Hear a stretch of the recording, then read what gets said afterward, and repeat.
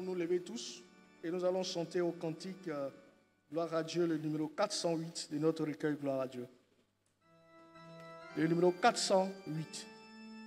C'est ce qui est écrit ici.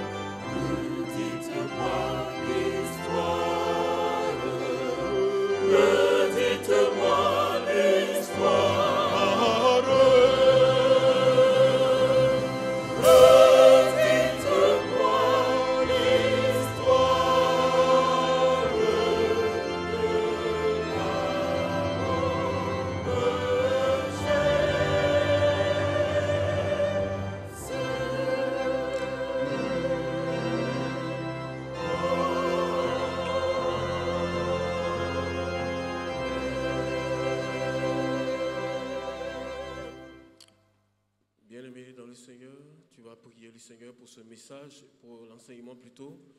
Tu vas demander à Dieu ce matin de venir t'instruire. Tu vas demander à Dieu ce matin de venir te révéler sa volonté. Tu vas demander à Dieu ce matin de venir te faire du bien parce que ta parole, la parole de Dieu plutôt, vient toujours pour faire du bien aux enfants de Dieu. Peut-être qu'à première vue, sinon à premier coup, ça va peut-être te déranger, mais à la fin, ça va te faire du bien. Alléluia. C'est pourquoi tu vas prier le Seigneur. Tu vas demander à Dieu de venir ce matin t'instruire, de venir te révéler sa volonté, de venir te parler, de venir mettre sur ton cœur la connaissance qui te sauve, qui inonde ta vie de bonheur.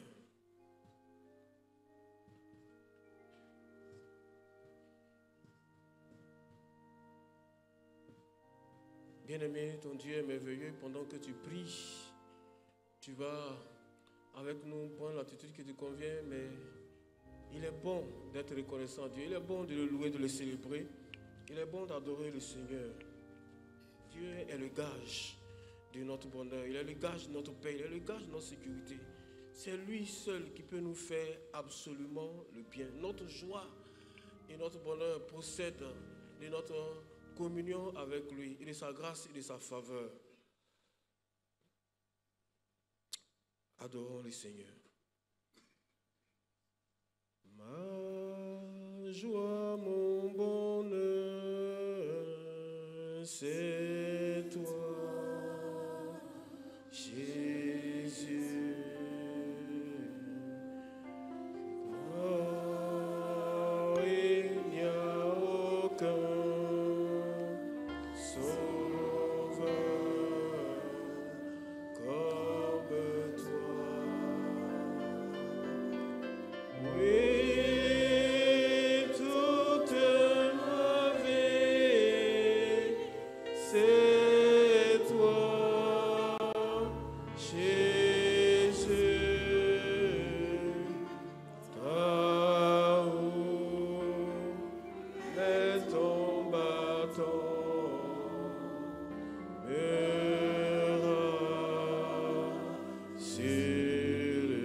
Ma joie, mon bonheur, ma joie, mon bonheur,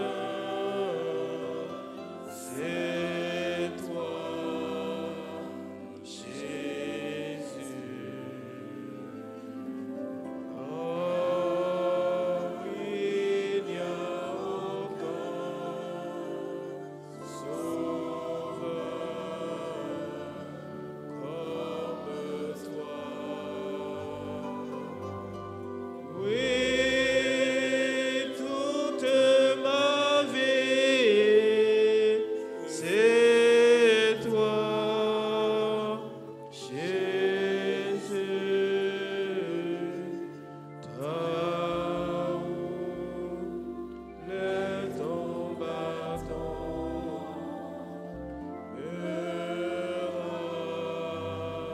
rassure. Tu dresses ta face à mes ennemis. Tu me gardes, me bénis abondamment. Dans les épreuves, c'est toi qui me soutiens et me protèges.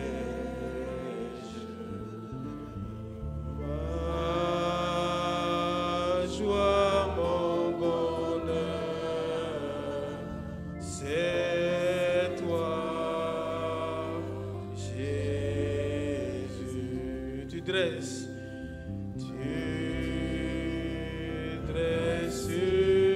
ta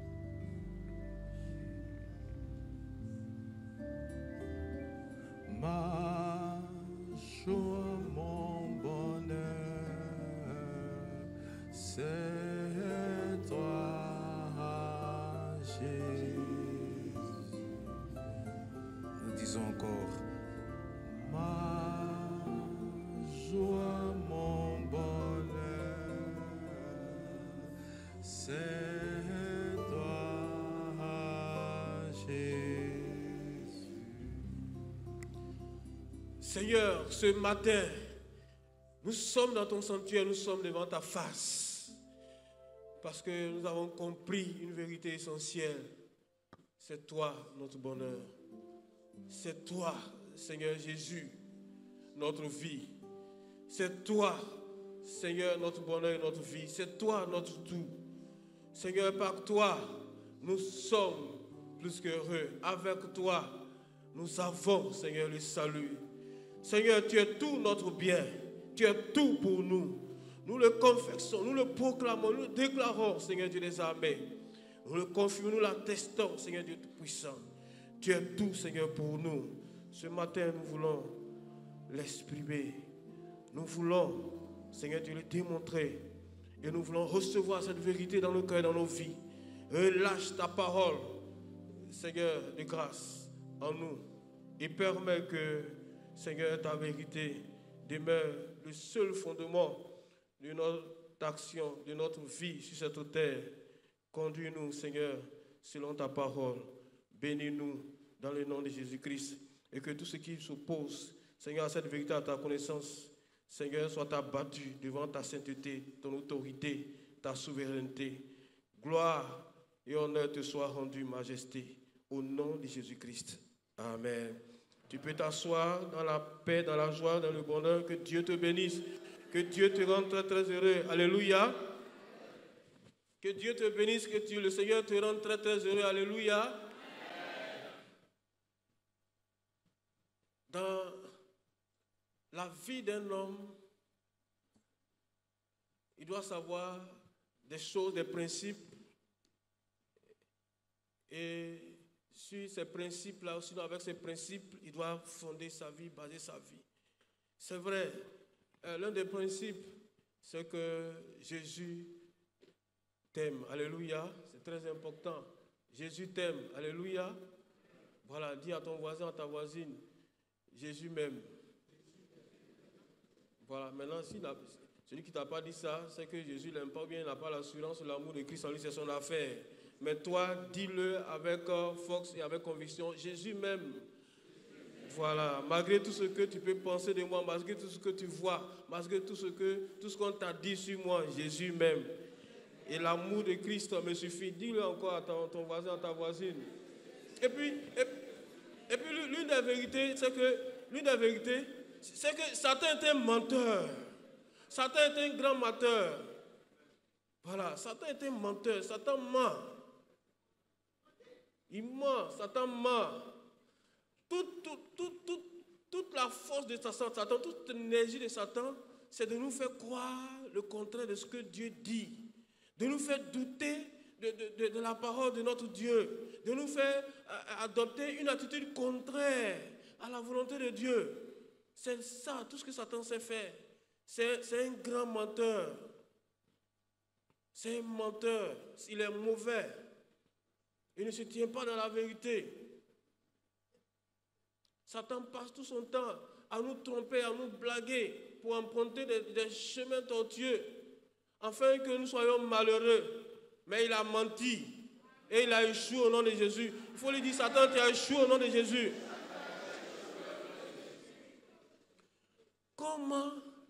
Comment comprendre, bien-aimé, comment comprendre que des gens qui ont le Dieu 3 fois saint pour eux, des gens qui ont l'Esprit de Dieu en eux, puissent être malheureux, puissent se sentir malheureux, puissent être lamentables, misérables, puissent se plaindre tous les jours de leur vie, puissent avoir l'amertume dans l'âme. Comment comprendre que des gens qui ont le Dieu Tout-Puissant puissent être misérables?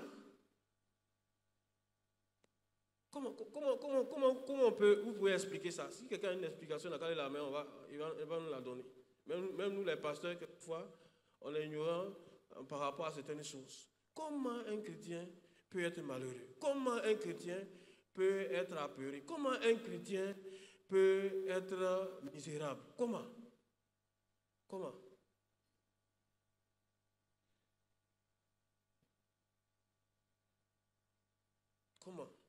Et c'est ce que nous croisons dans la vie. Beaucoup de chrétiens ne sont pas heureux. Comment tu peux dire que tu es chrétien et puis tu n'es pas heureux? Pourquoi? Parce que tu as écouté Satan, c'est tout. Parce que tu as écouté le monde, c'est tout. Parce que le monde a dit que tu es ceci alors que tu n'es pas ça. Le monde dit que tu n'es pas ceci alors que tu es ça. Et c'est pourquoi tu es malheureux, tu es malheureuse. Sinon, il n'y a pas autre chose. Sinon, le Jésus de la Bible, le Jésus qui tient ses promesses, le Jésus qui a tout pouvoir, qui est tout puissant, le Jésus même qui a donné sa vie pour toi, comment est-ce qu'il peut te rendre malheureux, malheureuse? Pourquoi? Voici comment les chrétiens tombent dans le piège de l'ennemi. Aujourd'hui, le thème, c'est très heureux. Nous allons lire les sources, nous allons donner l'enseignement introductif sur ce thème. Ce thème va nous habiter tout le temps, toute cette année. C'est la thématique de cette année. Voilà, plus qu'heureux. Nous allons lire le texte, nous allons comprendre pourquoi est-ce que nous, les chrétiens, souvent, nous sommes malheureux, nous nous plaignons, nous sommes misérables, nous sommes lamentables, etc., etc. 2 Corinthiens chapitre 6, versets 8 à 10. 2 Corinthiens chapitre 6, versets 8 à 10. Au milieu de la gloire et de l'ignominie, au milieu de la mauvaise et de la bonne réputation, étant regardé comme imposteur, quoique véridique, comme inconnu, quoique bien connu, comme mourant, et voici nous vivons, comme châtiés, quoique non mis à mort, comme attristés, et nous sommes toujours joyeux, comme pauvres, et nous en enrichissons plusieurs, comme n'ayant rien et possédant toutes choses. Amen. Amen. Dis Amen. Même si tu n'as pas compris, je vais expliquer tout à l'heure, mais dis Amen. Parce que c'est comme ça, d'abord, il faut commencer à détruire tout ce que Satan a mis dans ton cœur, dans ta tête. Et puis, tu te comportes, on dirait que être chrétien, c'est une mauvaise chose. Être chrétien, c'est un péché. Être chrétien, c'est pas bon.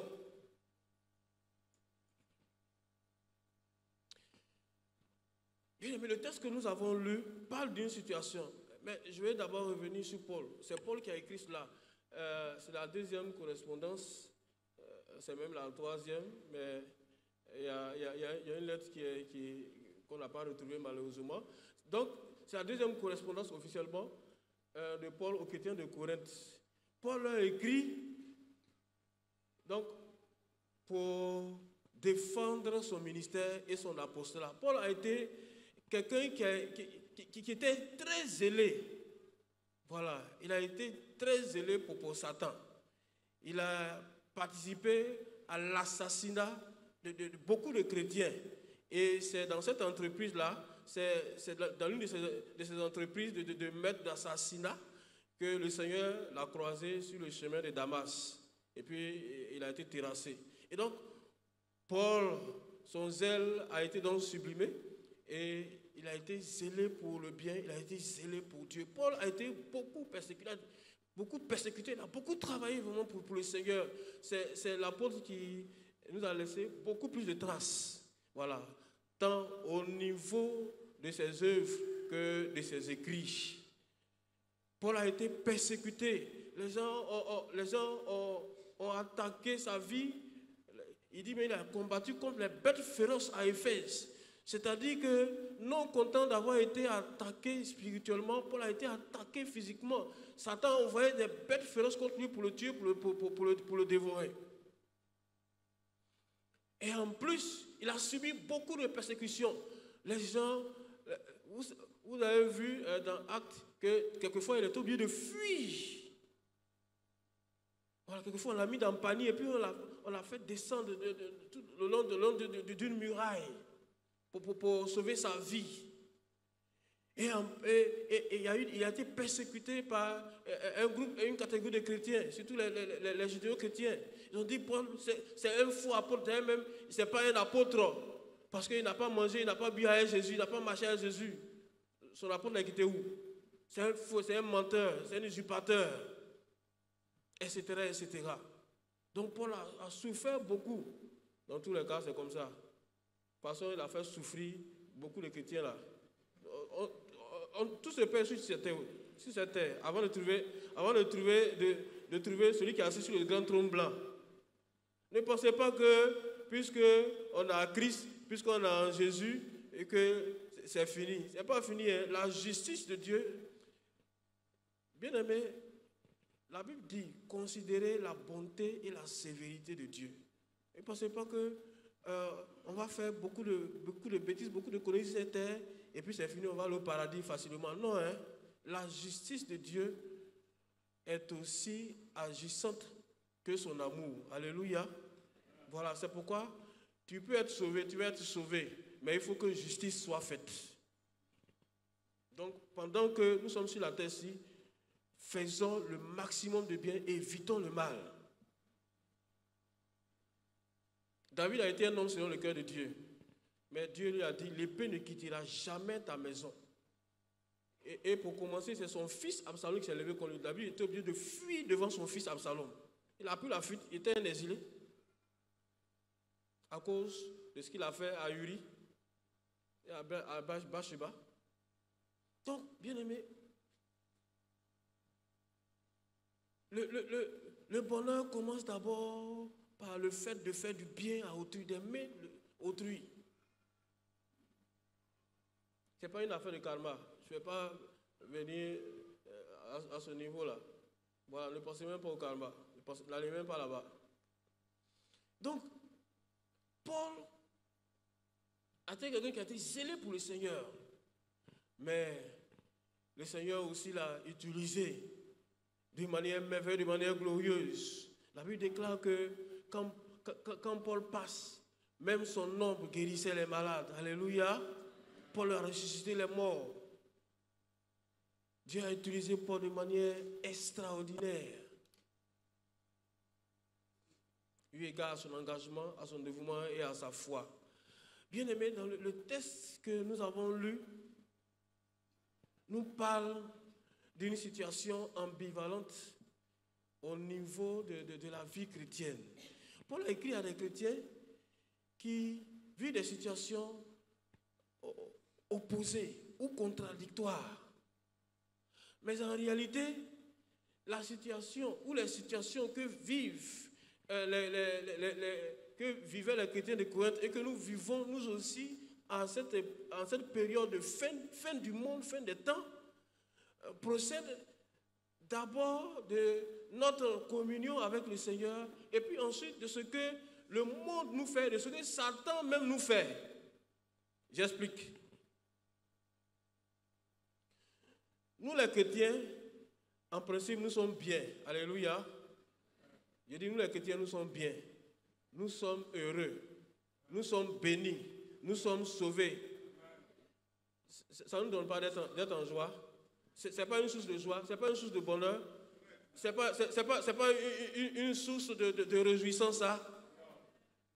Mais on est dans le monde et puis on souffre. On est dans le monde et puis on pleure. On est dans le monde et puis on a mal. Mais c'est comme ça que la situation est en réalité. Alléluia.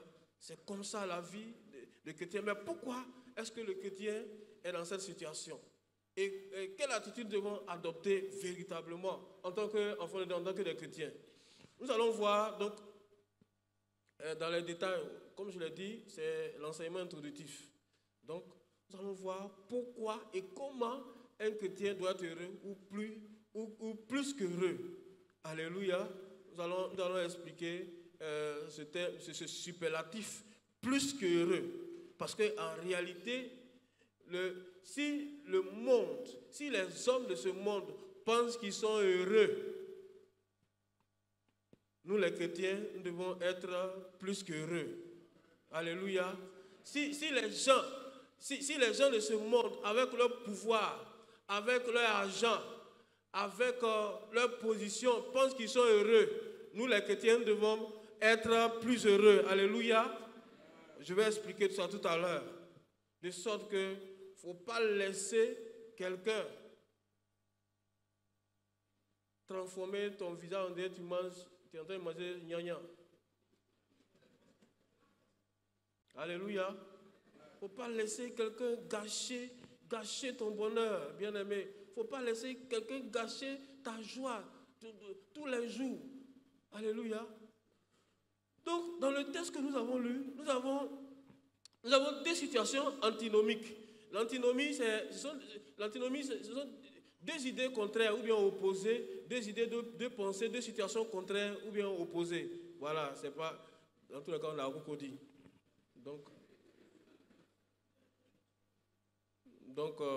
je suis bien à Okodi, non? Ou bien? Voilà, on n'est pas au village. Donc, j'ai bossé un peu avant de venir, comme on a Okodi. Nous allons aller voir dans les détails les positions antinomiques et puis nous allons expliquer pourquoi. Mais laissez-moi vous dire et vous rappeler une vérité. C'est que le monde est contre nous. Alléluia. Le monde est contre nous. Le monde est jaloux de nous. Les hommes, les païens sont contre nous. Les païens sont jaloux de nous. Alléluia. Mais les jaloux vont prendre feu. Alléluia, ils vont prendre feu.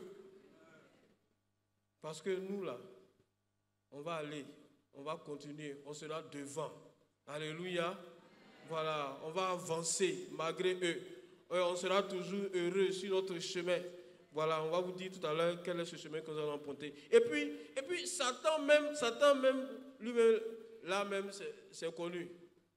Comment il va faire pour nous rendre malheureux? Comment il va faire pour nous priver du bonheur? Comment il va faire pour nous écarter de la grâce du Seigneur? C'est son travail là, ça. Il est venu dans ce monde-là, c'est le travail qu'il a eu là, ça. Au lieu de penser comment il va souffrir moins en enfer, c'est nous notre affaire, il a pris pour mettre sur sa tête. Son papatoya là, c'est ça même qui va le tuer. Donc, nous allons voir les sentiments antinomiques. Allons-y. Premier point. Vas-y, le verset 8.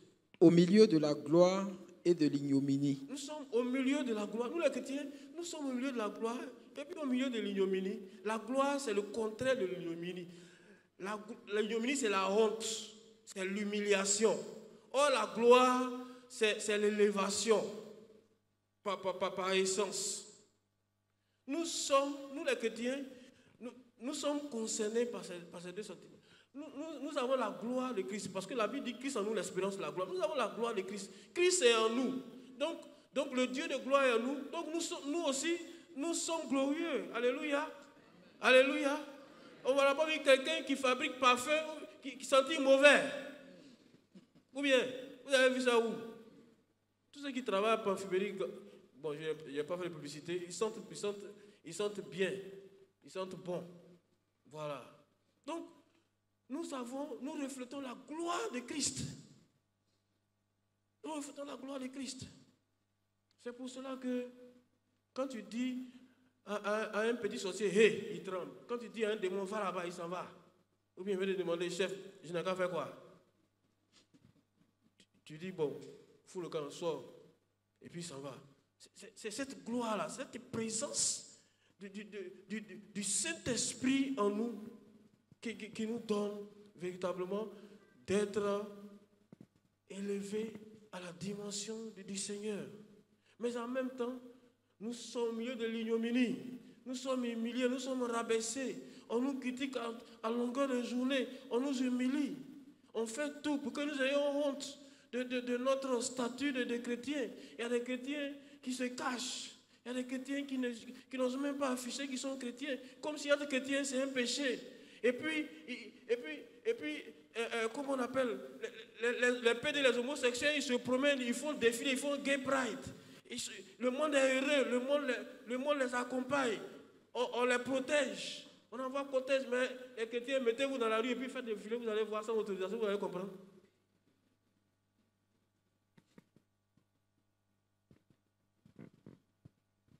Pourquoi? Parce que le monde est contre nous. Mais est-ce qu'on va se laisser faire? Est-ce que, à cause de ce que le monde fait contre nous, est-ce qu'on va être malheureux? Est-ce qu'on va se priver? On va se priver de cette grâce, de la gloire que Dieu a mise en nous? Hein? Je vous pose une question. Alors, les gens font tout pour nous humilier. Quand tu n'es pas dans la tricherie, dis oui, toi chrétien là, toi pasteur. Mais ça fait quoi? Moi, on m'a appelé pasteur, vas-y, je suis devenu pasteur.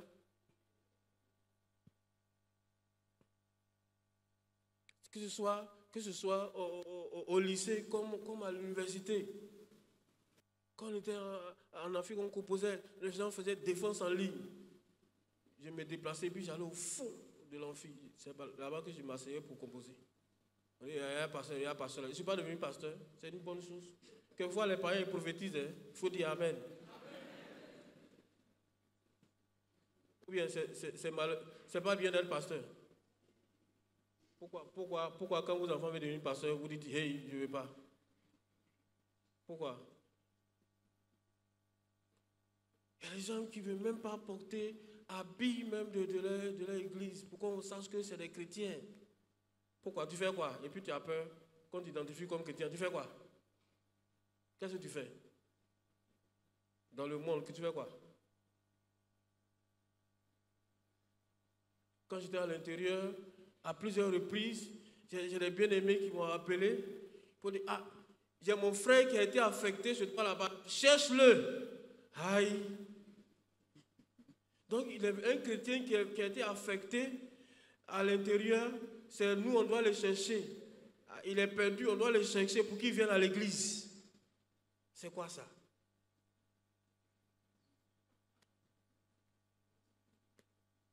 Heureusement qu'il y a d'autres, quand ils arrivent, leur premier réflexe, c'est où est l'église méthodiste? C'est la question qu'ils posent à leurs collègues. Où est l'église méthodiste dans votre église? Ça, c'est les vrais chrétiens, ça.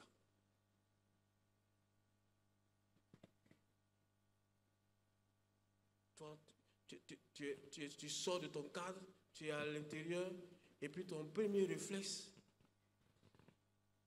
c'est de te cacher. Ou bien c'est de te cacher ton statut de chrétien. Tu n'es pas chrétien. Tu es églysien. Tu viens à l'église. Mais tu viens à l'église. C'est comme par exemple, il y a les gens qui sont assis ici, qui sont assis dans l'église, on leur parle de cotisation, on leur parle de fumer, ce n'est pas leur affaire. Tous les jours, on leur dit, contribuer à la vie de l'église. Ils font comme ils n'entendent pas, hein, mettre cailloux dans leurs oreilles. Maintenant, quand il y a une situation, maintenant ils vont voir conducteur, conductrice, et puis ils essaient d'arranger ça. Les conducteurs, ne suivez pas les fidèles pour pécher, hein. Ne suivez pas les fidèles pour tricher. Si quelqu'un, chaque mois, il y a une journée fumée comme aujourd'hui, ils savent, chacun sait. Donc si quelqu'un ne contribue pas, laissez son choix. Comme je me plais à le dire, c'est de ton vivant que tu t'enterres, c'est de ton vivant que tu gères les choses. C'est le choix que tu fais là qui détermine ta vie.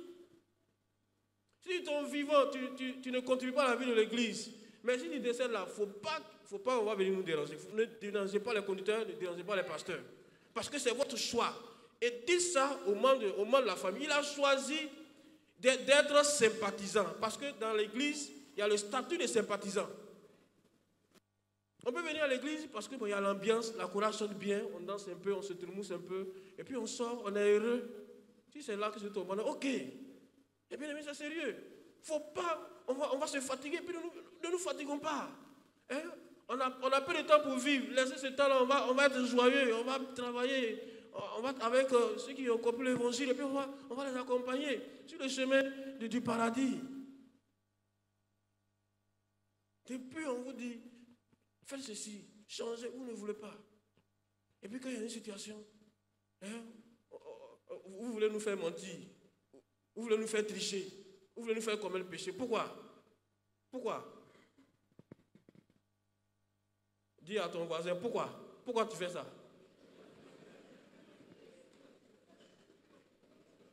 Pourquoi tu veux me faire ça? Pourquoi tu veux faire ça? Tu veux faire ça au pasteur? Pourquoi tu veux que le pasteur fasse ça? Pourquoi? Si tu ne payes pas FUMECO, si tu ne contribues pas à la vie de l'église, c'est que tu es sympathisant. Donc le jour où tu n'es plus, on va te considérer comme un sympathisant. Ou bien, c'est pas la vérité ça? Donc, conseillons-nous bien, bien aimés, conseillons-nous bien. Voilà, conseillons-nous bien. La vie est courte, profitons au maximum des moments de joie et de bonheur. Il ne faut pas que quelqu'un va gâcher notre vie, on va tricher et puis on aura ça sur la conscience. Et puis, est-ce que c'est bon, est-ce que c'est pas? Et puis on va demander pardon à Dieu. Et si Dieu ne t'a pas pardonné, tu vas en enfer. Bien-aimés, soyons fiers d'être chrétiens. Alléluia. Soyons fiers d'être chrétiens. Démontrons au monde que nous avons la meilleure des vies. Nous avons la meilleure des statuts. Le meilleur des statuts. Nous avons que nous sommes au-dessus de tout. Alléluia. Voilà, démontrons ça au monde. Bien-aimés. Voilà. Nous avons la gloire de Dieu. Ne cachons pas cette gloire. N'éteignons pas cette gloire. N'écoutons pas les calomnies et les jalousies. Allons-y. Au milieu de la mauvaise et de la bonne Au réputation. milieu de la mauvaise et la bonne réputation, les gens gardent nos noms, ils salissent notre nom. Tout simplement parce que nous sommes chrétiens. Ça les énerve. Donc, il faut qu'ils montent des coups contre nous. Vous n'avez jamais vu que les chrétiens sont trop persécutés? Les gens mentent sur nous.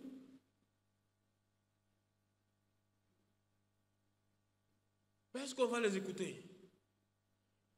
Ils n'ont qu'à nous salir, ils n'ont qu'à dire des choses sur nous. Mais préservons notre bonne réputation. Voilà. Préservons notre bonne réputation. Il y a des gens qui le monde en réalité nous envie. Parce qu'on est bien et on fait le bien. Les chrétiens sont des gens bien, ils aiment leur prochain. Ils sont sociables. Il ne faut pas du mal à leur prochain. Enfin, ici, ils sont vraiment chrétiens. Ils ne trichent pas. Ils disent la vérité. Ils sont honnêtes. Ils sont fidèles. En fait, tout cela doit caractériser un chrétien. Est-ce que ça ne fait pas envie ça? Même si les gens te salissent, même si les gens disent tu es ceci alors que tu n'es pas, sois heureux, sois heureuse. Parce que ta vraie nature ne dépend pas de ce que les gens disent, dépend de ta relation avec le Seigneur. Bien aimé, c'est les chrétiens on cherche pour gérer les finances. C'est les chrétiens on cherche. Moi je vous dis la vérité, hein, entre plusieurs personnes qui postulent, si quelqu'un sait que ce postulant est chrétien, je vous assure qu'il a beaucoup plus de chances d'être pris.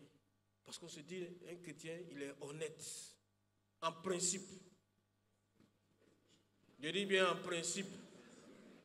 Voilà. N'est-ce pas, Majesté? En principe, un chrétien, il est honnête, il est bien. C'est à lui qu'on doit confier les bonnes choses. Chérie. Je dis bien en principe. Mais nous, les chrétiens, on a gâté notre nom. On gâte notre nom souvent, c'est pas bon. Ça, c'est les faux chrétiens. Tu n'es un vrai chrétien. Un vrai chrétien. Voilà, faire honneur à son Seigneur. En étant honnête et fidèle, en disant ce qui est juste, en faisant ce qui est juste et ce qui est bien. Allons-y. Étant regardé comme imposteur, quoique véridique. Étant regardé comme imposteur, quoique véridique. Un imposteur, c'est quelqu'un qui fait le faux, c'est un trompeur, c'est un menteur. Voilà, c'est ça, un imposteur. Voilà, il donne l'apparence d'être ce qui n'est pas. Donc, les gens nous regardent comme imposteurs, les gens nous disent que nous sommes des menteurs. Or, nous sommes véridiques, nous tenons dans la vérité. Un chrétien, c'est celui qui soutient la vérité, c'est celui qui dit la vérité, qui défend la vérité, quel que soit ce qui va le coûter, bien aimé. Ne nous donnons pas, ne nous livrons pas au mensonge. Parce que celui qui ment à pour père, c'est qui? Là, Satan. C'est mon papa Satan. Celui qui ment pour papa Satan. Ne nous conformons pas à ce monde de menteurs. Il y a des pères. Moi, ce qui me choque, ce qui me chagrine, il y a des hauts responsables, hauts dignitaires, des responsables, des responsables de nations, des élus de Dieu qui se tiennent dans les hautes tribunes et qui mentent aux yeux de l'univers, devant l'univers, qui mentent, des hommes politiques qui mentent. Ils vont s'asseoir à l'ONU, ils mentent. Ils vont s'asseoir dans les tribunes, aux assemblées, ils mentent. Des pères de famille, menteurs. Est-ce qu'on a besoin de mentir? Si on dit la vérité, ça va quoi? Mais ils savent qu'ils mentent et puis ils mentent. Ils savent qu'on sait qu'ils mentent et puis ils mentent. Oh. Ils mentent et ils trichent pour être élus. Et puis après, ils vont dire aux enfants, ne trichez pas, ne trichez pas, étudiez. Pourquoi?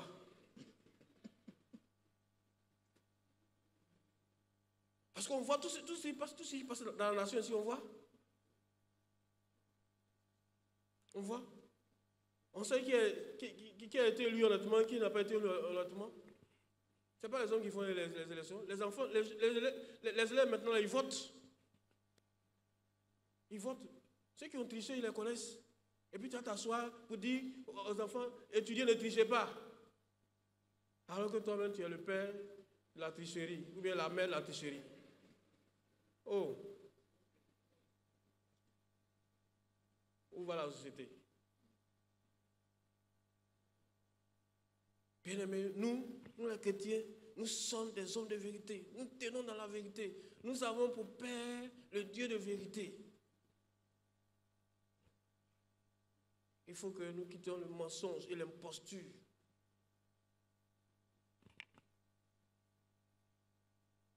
Allons-y. Comme inconnu, quoique bien connu. Comme inconnu, quoique bien connu. Les gens pensent que être chrétien, c'est raser les murs, ou bien ça ne profite pas, il n'y a pas enfin, on n'est pas star, on ne nous voit pas, etc., ou bien on n'est pas connu, mais on est bien connu, alléluia. Le Dieu créateur de l'univers te connaît, alléluia. J'ai dit Dieu te connaît, alléluia. Non seulement il te connaît, mais il a inscrit ton nom dans le livre de vie, alléluia. Lorsqu'il fait l'appel tous les jours pour bénir les hommes sur la terre, il dit ton nom, alléluia. Voilà. Il appelle Marie, il appelle Eugénie, il appelle Léon, il appelle Honoré, et c'était l'appel Roger. Qui va se négliger? Ah, ok, sois béni. Donc, Dieu connaît ton nom. Tu es bien connu. Et puis, ce qui est encore intéressant, c'est que Satan même te connaît. Alléluia. Non, mais c'est une bonne chose. C'est une bonne chose. Que Satan te connaisse. Vous savez, les païens, Satan ne les connaissent pas. Ils l'appellent, les utilisent. Mais un chrétien, Satan le connaît. Satan le connaît. Les démons ont dit, on connaît Paul. On connaît qui est Jésus, mais vous êtes qui? C'est la question qu'ils ont posée aux païens qui voulaient les chasser, les délivrer. Vous ne vous souvenez pas de la scène? Voilà, les 7 filles de Séba. Les démons connaissent les chrétiens, ils ne connaissent pas les païens. Voilà, les païens, ce sont les éléments. Voilà, ils jouent avec eux. Mais un chrétien, tu ne connais pas ton ennemi, tu es foutu. Connais les chrétiens, ça peut dire, oh, lui là, il ne faut pas envoyer ton affaire sur lui, hein. Ou bien celle-là. Attention, hein, tu es connu là, il faut envoyer ça sur le païen là-bas. Satan te connaît ton adresse. Et dit, il met une croix sur ton adresse. Vous voyez, ce coin là, n'allez pas là-bas, hein, allez partout sauf là-bas. Alors, c'est pas bien ça? Alors, Donc c'est important. Nous sommes bien connus. Tu es tellement bien connu que par Satan que tous les jours, il a des soucis à cause de toi. Comment il va faire pour te tromper? Comment il va faire pour te séduire? Comment il va faire pour te rendre malheureux? C'est parce qu'il te connaît. C'est parce qu'il te connaît. Donc il ne dort pas à cause de toi. Il est mieux qu'il te connaisse ainsi. Mais il a échoué au nom de Jésus. Amen. Il échouera toujours au nom de Jésus. Allons-y, bien-aimés. Comme mourant et voici nous vivons. Comme mourant et voici nous vivons. Comme mourant et voici nous vivons. Bien-aimés, partout les gens nous regardent comme des mourants et puis nous sommes vivants. Oh, nous sommes vivants, c'est nous qui avons la vie. Les gens disent, oui, nous vivons, oui, nous faisons la vie. Oh, ils ne savent pas qu'ils sont en train de se tuer, ils ne savent pas même qu'ils sont morts. Alléluia. C'est nous là qui sommes vivants parce que nous avons la vie de Dieu en nous. Cette vie qui ne peut pas mourir. Même si la maladie est là, même si la mort est là, nous sommes des vivants. Alléluia. Tu es vivant, tu es vivante. Il ne faut pas te laisser distraire. Il ne faut pas avoir une autre mentalité, une autre pensée, bien-aimé. Face à la mort, tu dis, moi, tu n'as rien, tu ne peux rien. Je suis vivant, je suis vivante. Alléluia. Voilà, tout ce que tu peux faire, c'est de m'envoyer au paradis, de m'envoyer devant mon Dieu. C'est tout ce que tu peux faire. Tu ne peux rien d'autre, tu ne peux rien me faire encore. Alléluia. La mort est une servante qui va t'envoyer au paradis auprès de ton Dieu. C'est tout. Sinon, il n'y a rien d'autre. Il n'y a rien d'autre. Bien-aimés dans le Seigneur, c'est vrai, ces temps-ci, nous sommes beaucoup éprouvés. On vient de nous annoncer le départ de notre papa Martin Lepri. Mais laissez-moi vous dire que la mort du chrétien est prise aux yeux de l'Éternel. Alléluia. Et pour nous les chrétiens, mourir, ce n'est pas une catastrophe. Ce n'est pas un malheur. Au contraire, c'est une grâce. Parce que nous allons dans le monde le plus merveilleux. On le dit, bien aimé, mais c'est la vérité. C'est pourquoi notre manière de pleurer doit être différente de la manière des païens de pleurer, bien aimé. Les païens n'ont pas d'espérance. C'est pourquoi quand ils parlent de quelqu'un, ils pleurent. Jusqu'à eux-mêmes, ils vont mourir. Et puis on va pleurer aussi sur eux. Nous, les chrétiens, on pleure à cause de la séparation momentanée. Et puis pour nous, ce n'est pas un adieu même, c'est un au revoir. Voilà comment la manière du chrétien de pleurer doit être ceci. Oui, papa, oui, maman, oui, chers frères et sœurs, oui, chers frères et sœurs, tu me quittes, mais on va se retrouver bientôt. Voici comment on doit pleurer. On ne doit pas faire des acrobaties. Je ne sais pas où ils ont appris les karatékas. Et c'est là qu'ils vont faire des acrobaties, etc., etc. Bien aimé, ne pleurons pas comme le monde pleure. Voilà, parce qu'un chrétien qui meurt, c'est un chrétien qui va au paradis, directement. Voilà, pleurer pour les païens. Parce que là où ils s'en vont là, tu commences à pleurer déjà pour eux et avec eux. Parce que c'est un lieu de pleurs et de lamentation. Mais nous les chrétiens, nous devons être heureux. C'est pourquoi quand un chrétien meurt, on doit chanter, on doit être joyeux. Alléluia. Voilà. On va se lever et chanter. D'ailleurs, on va se lever et puis on va chanter. On est vivant, bien-aimé. Chorale, on va chanter Cantique Gloire à Dieu, 975. 975. 975. Voilà, on va chanter ce cantique-là. C'est pas un cantique de malheur, c'est pas un cantique de deuil, c'est un cantique de joie. Voilà, bien-aimé. Nous ne chantons pas des cantiques de malheur, ni des cantiques de deuil. Nous chantons des cantiques de joie. Voilà, on va chanter ça, maître. Allons-y, go.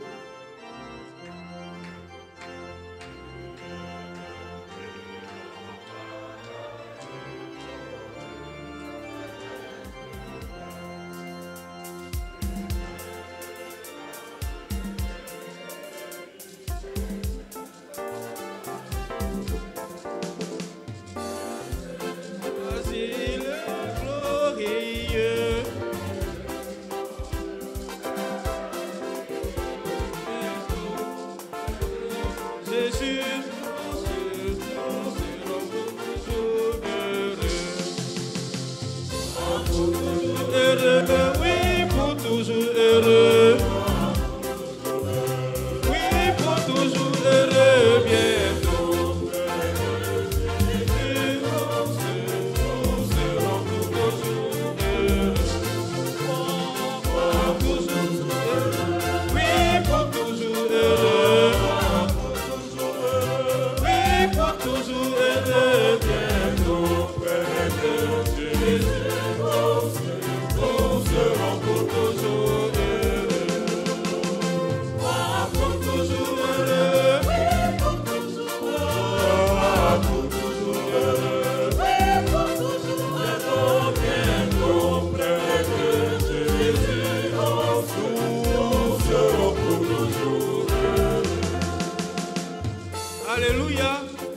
sois toujours heureux, sois heureuse. Alléluia.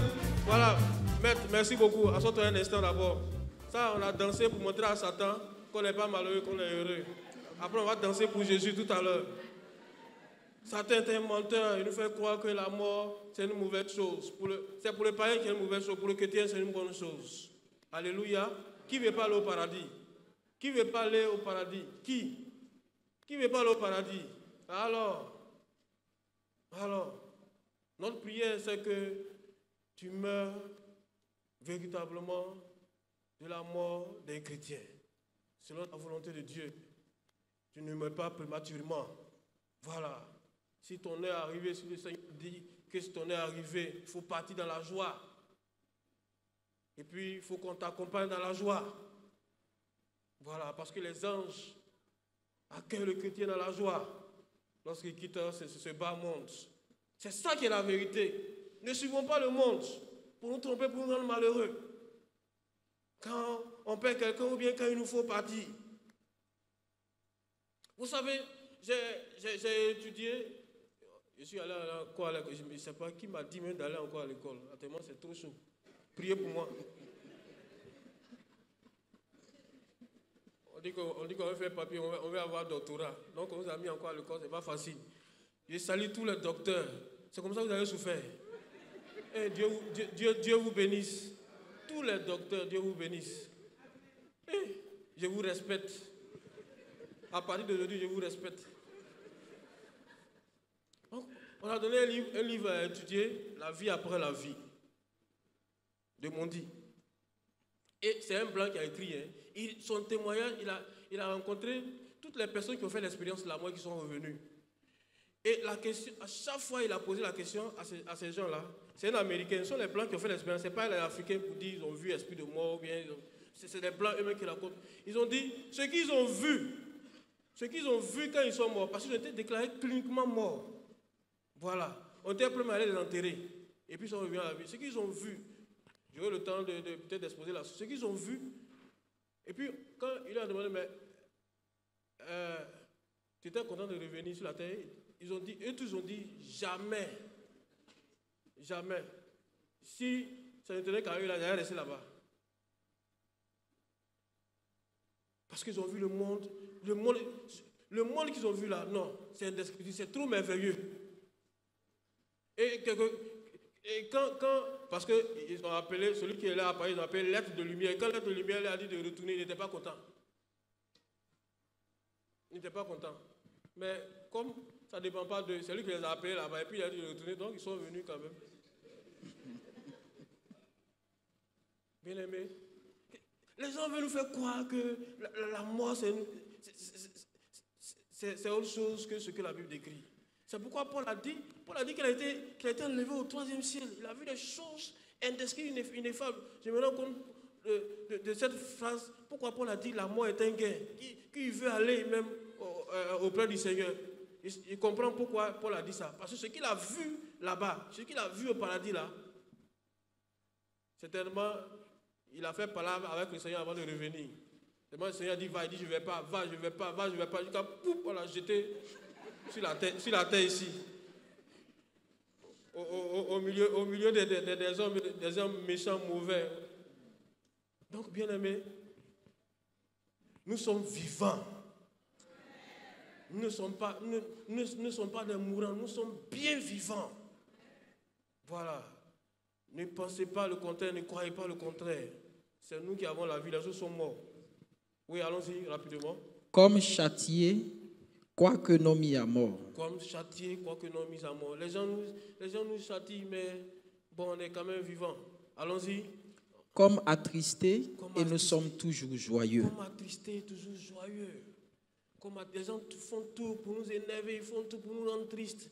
Ils font tout pour nous attaquer, ils font tout pour nous rendre anxieux, soucieux, stressés. Mais nous devons être joyeux. Alléluia.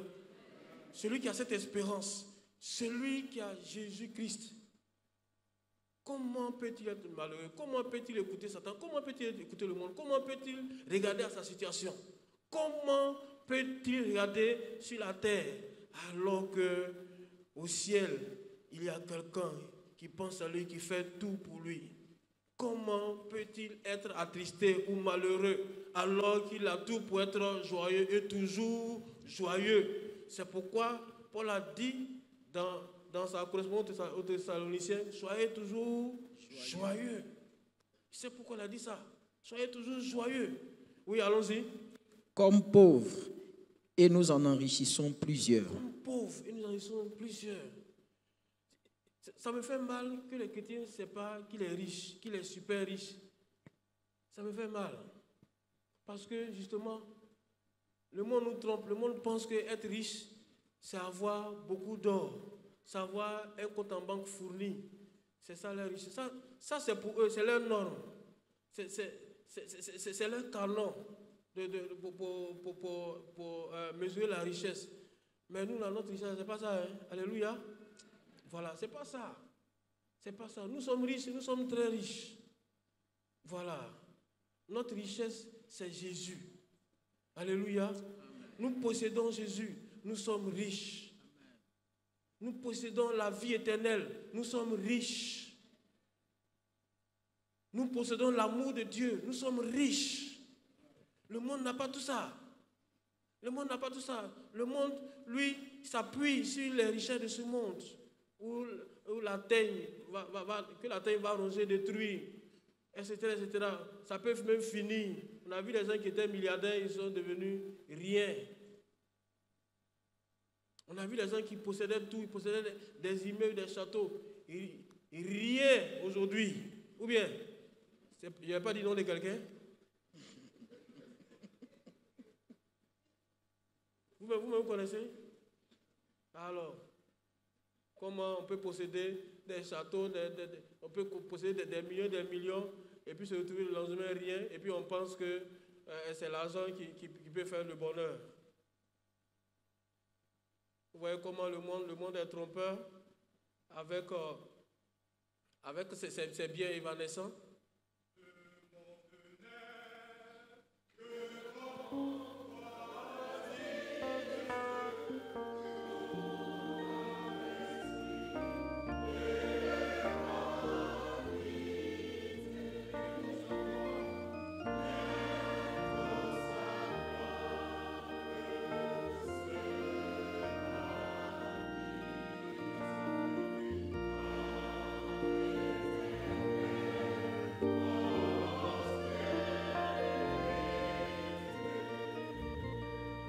Merci Mel pour l'inspiration, Dieu te bénisse.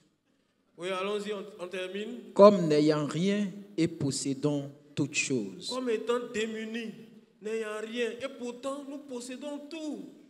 Alléluia. Celui qui a Jésus a tout en réalité. Bien-aimé, ne sois pas malheureux.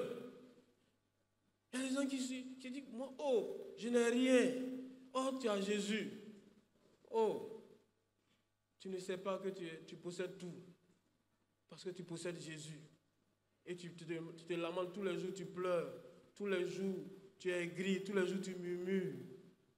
Et pourtant, tu as Jésus. Ou bien tu penses que Jésus là, c'est une petite chose. Ou bien tu penses que Jésus là, c'est rien. Ou bien tu ne sais pas que tu as Jésus. Tu as Jésus, tu as tout.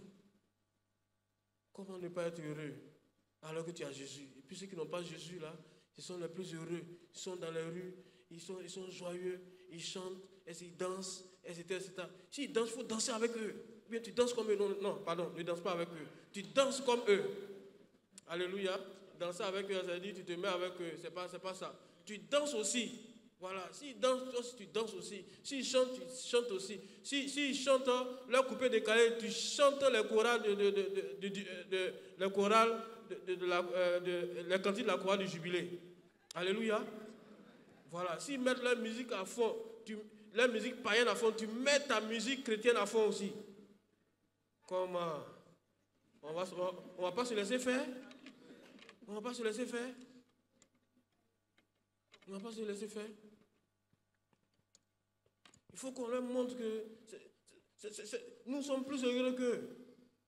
Voilà. Leur bonheur là, c'est éphémère. Voilà, c'est même pas bonheur même, c'est tromperie. Alléluia. Alléluia. Amen. Oh, tu es très heureux. Oh, tu es béni. Bien-aimé. Nous allons terminer. Ne nous alignons pas sur les clichés de ce monde. Il faut que je vous dise la vérité. Nous ne nous alignons pas sur les clichés de ce monde. Vis ta vie en Christ. De manière, sois épanouie, sois heureuse. Voilà. Ne regardez pas ce que les hommes disent, ce que les autres disent, ce que le monde dit, surtout ce que Satan te dit. Ne regarde pas ça. Bien-aimé.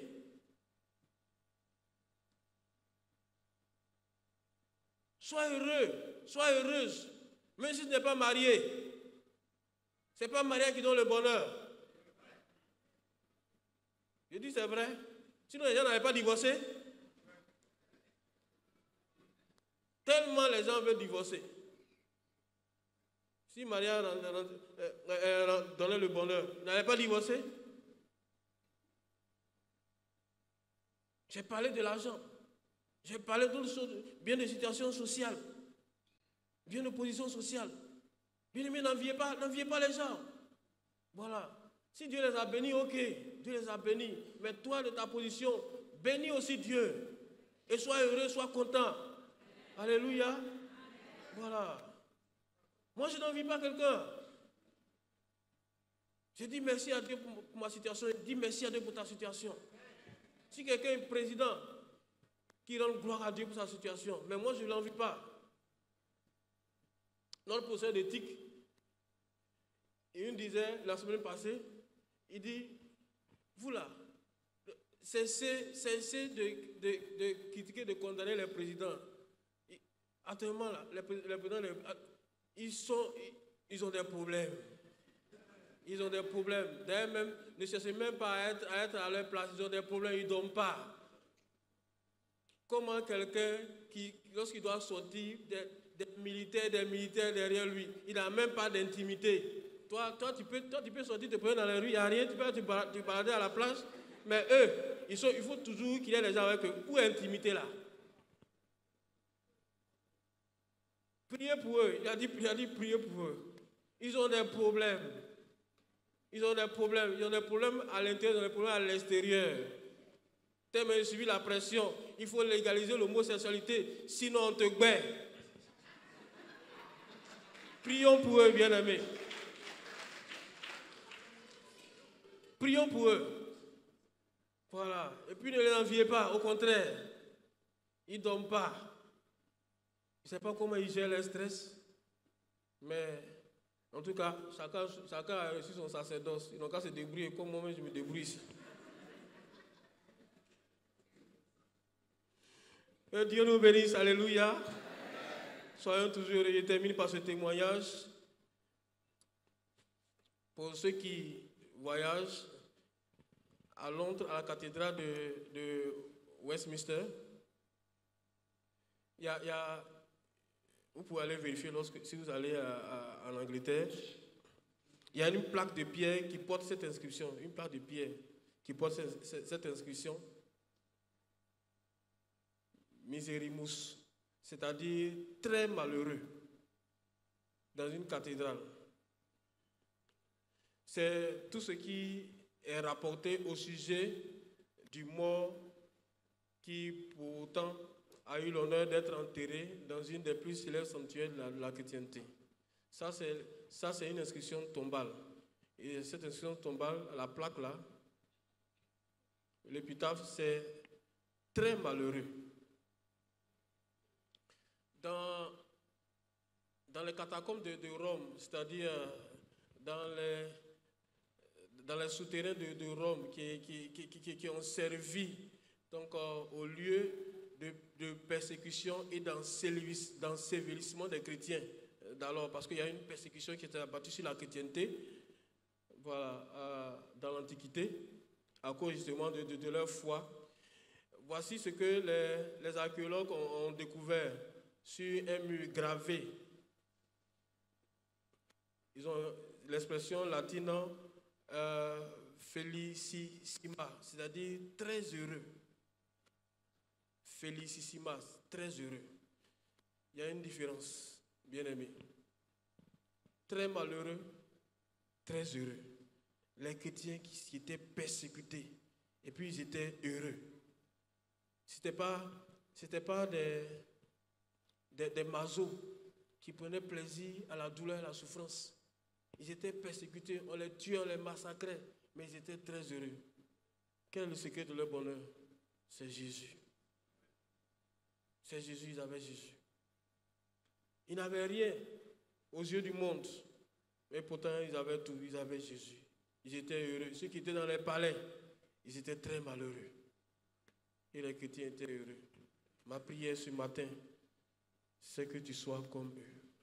Malgré la situation que tu peux traverser, malgré les difficultés que tu peux traverser, malgré les persécutions que tu peux subir, malgré les humiliations, malgré les privations, malgré les manques, malgré les attaques, malgré tout ce que tu peux recevoir comme pression, comme oppression, il faut que tu sois très heureux, très heureuse.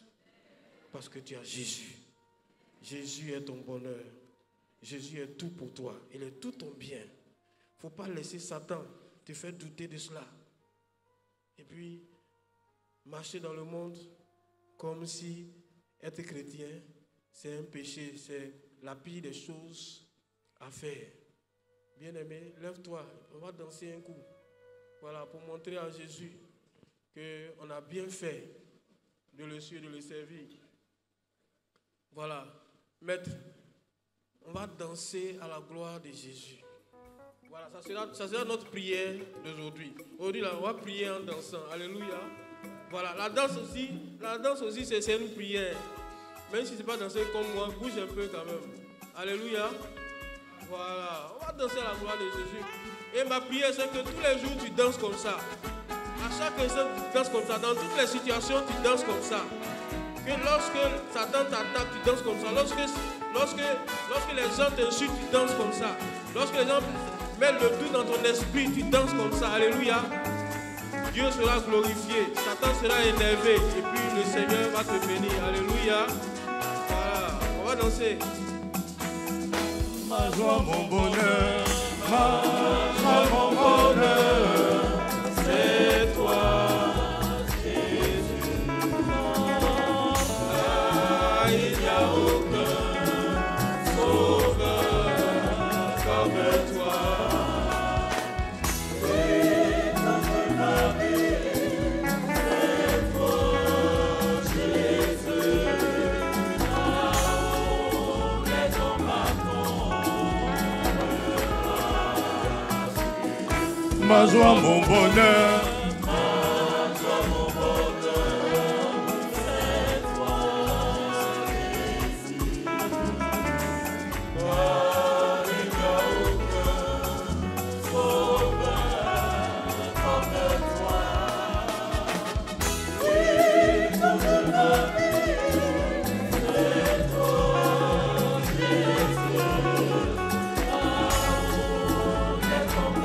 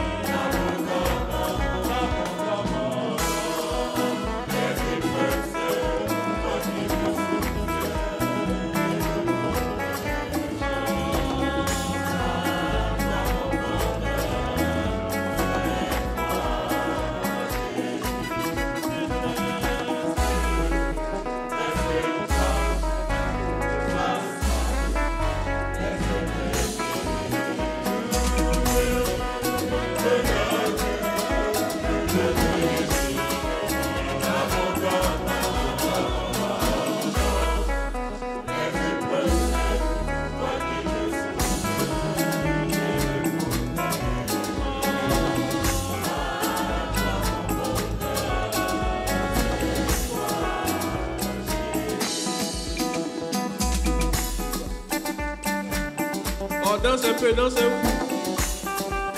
Danse un peu, danse un peu, danse un peu. Oh, Jésus est merveilleux. Jésus te fait du bien.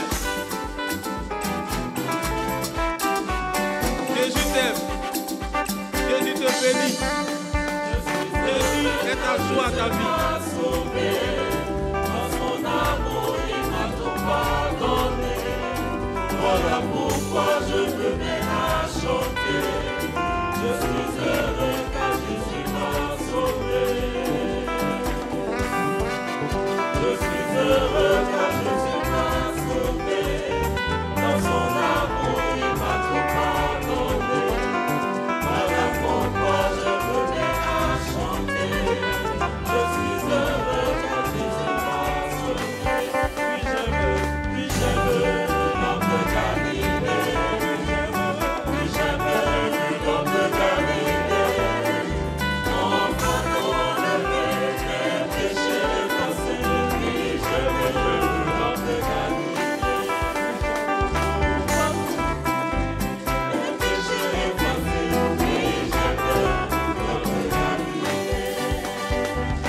J'aime l'homme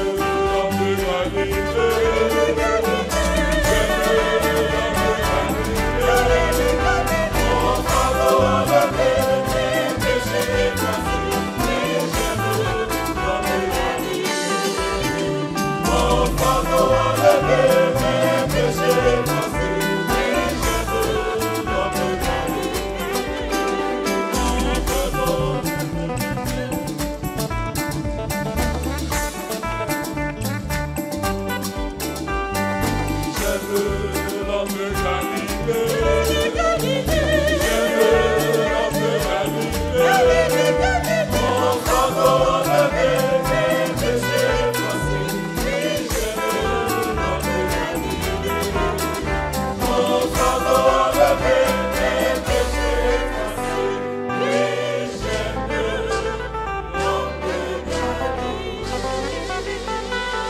Alléluia, gloire à Jésus. Alléluia, gloire à Jésus. Maintenant là, on va démontrer aux gens de boîte de nuit là que c'est ici que se trouve le show, le vrai show, le bon show. C'est ici, c'est pas là-bas. Là-bas, ils font le show et puis arriver à la maison, ils ont des problèmes, ils ont des soucis. Nous, on fait le show ici, on fait le show à la maison, on fait le show au travail. Partout dans les rues, on fait le show. Alléluia. Alléluia. Voilà. Non, c'est fini. Ils ne vont plus nous distraire. Ils vont plus nous distraire. Ils montent comme leur maître Satan. La joie, le bonheur, c'est ici, c'est avec Jésus. C'est pas ailleurs. Alléluia. Alléluia. Voilà. Ta danse a été ta prière. Que Dieu te rende heureux, heureuse. Que Dieu te bénisse.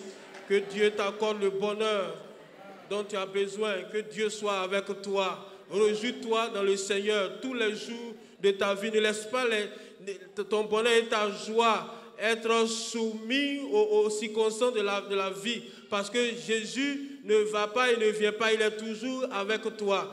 Demeure donc dans sa joie, demeure dans le bonheur qui te donne tous les jours de ta vie. De sorte que après ton parcours sur la terre ici, tu découvres toutes les richesses, toute la gloire, toute la plénitude de son amour dans le ciel, parce qu'il t'attend avec de grandes bénédictions, de gros cadeaux, de grandes richesses. Oui, ton Dieu t'a réservé une place auprès de lui. Il est en train de construire une grande villa pour toi seul. Il est en train de meubler cela, d'équiper cela. Il viendra te chercher bientôt. Sois dans la joie. Il ne faut pas avoir peur de la mort. C'est les païens qui ont peur de la mort parce que pour eux tout est fini ici-bas. Pour nous, au contraire, tout commence lorsqu'on quitte ici-bas. Alléluia. Que Dieu te bénisse. Sois heureux, sois heureuse. Que ta vie soit illuminée de la joie et de l'amour de ton Dieu. Et que personne ne vienne t'ôter cette joie-là. Personne ne vienne te distraire. Personne, je dis bien personne. Que Dieu te bénisse. Garde, Seigneur, cette joie au nom de Jésus-Christ. Dis Amen. Un Amen joyeux. Oui, moi-même je suis fier. Tu es vraiment dans la joie. Dieu te bénisse encore. Amen.